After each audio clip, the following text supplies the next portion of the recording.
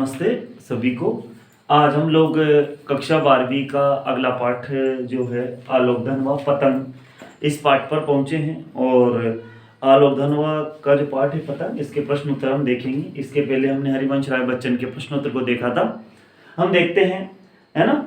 और अगले इस प्रश्न को, इससे पहले आप सभी से निवेदन है कि YouTube चैनल है ये ललित गुप्ता सर 507, इसको निवेदन है कि सभी सब्सक्राइब करें और साथ में आलोकधन व पतंग पाठ पढ़ेंगे। और ये मेरी इंस्टाग्राम आईडी है lalit.gupta67, है ना, ये मेरी इंस्टाग्राम आईडी है। और ये 77 480 34 34 984 मेरा नंबर है। आप चाहें तो मुझे कांटेक्ट कर सकते हैं, कोई भी प्रश्नों संबंधी जानकारी चाहिए तो आप मुझसे प्राप्त कर सकते हैं। आगे बढ़ते हैं हम लोग, हम प्रश्न नंबर 1 पे चलते हैं।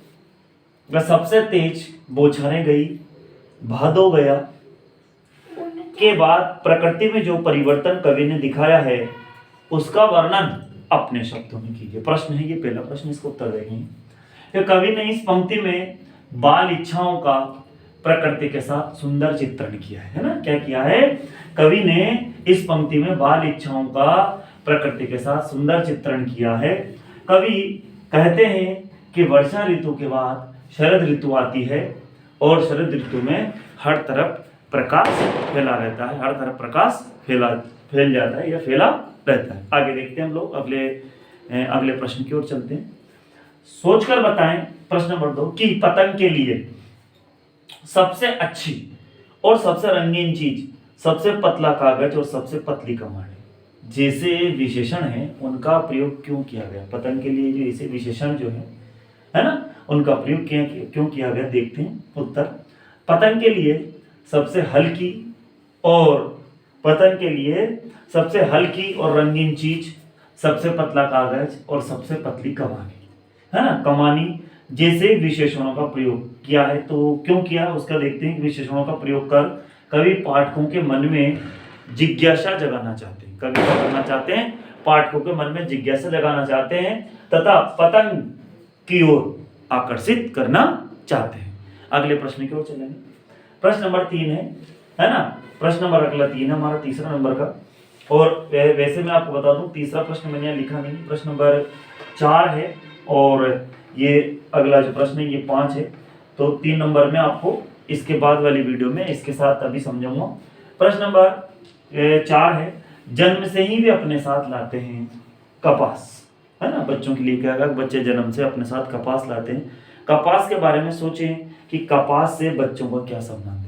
कपास के बारे में बच्चों के लिए कपास क्यों कहा गया है तो देखते हैं। तो पंक्ति में कपास का तात्पर्य बच्चों की कोमलता तथा पवित्रता, क्योंकि बच्चा जब छोटा रहता है तो बिल्कुल कोमल और पवित्र होता है, उसके मन में कोई छल कपट प्रपंच नहीं होता। तो पंक्ति में कपास का तात्पर्य बच्चों की कोमलता तथा पवित्रता से लिया गया है। बच्चों का जो स्वभाव है वो स्वभाव कपास के समान कोमल, पवित्र तथा निश्चल होता है। उनके मन में किसी प्रकार का कपट नहीं होता है। बच्चों के मन में, जो छोटे बच्चे होते हैं उनके मन में किसी प्रकार का कपट नहीं होता है। आगे देखते हैं हम लोग। प्रश्न नंबर 5 है, पतंगों के साथ साथ वे भी उड़ रहे हैं।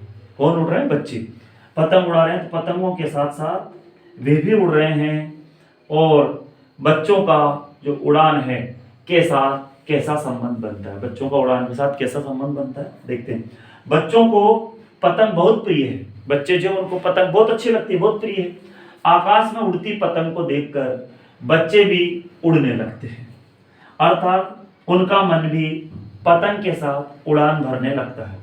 जैसे जैसे पतंग आकाश में ऊंचाई में जाने लगती है वैसे वैसे उन बच्चों का उत्साह भी बढ़ने लगता है और उनका मन भी ऊंचाइयों को छूने के लिए आतुर हो जाता है। अगला देखते हैं प्रश्न नंबर, जो हमारा 6 नंबर का प्रश्न है, जो ये 6 नंबर का प्रश्न है कि दिशाओं को मृदंग की तरह बजाने का क्या तात्पर्य है? जो दिशाएं हैं उन्हें मृदंग की तरह बजा रहे हैं तो उसका क्या तात्पर्य है? बच्चे कैसे क्या कर रहे हैं देखते हैं। दिशाओं को मृदंग की तरह बजाते हुए, अर्थात वातावरण में संगीत का निर्माण करने का प्रयास करना है। अब हम चलते हैं हमारे अगले प्रश्न की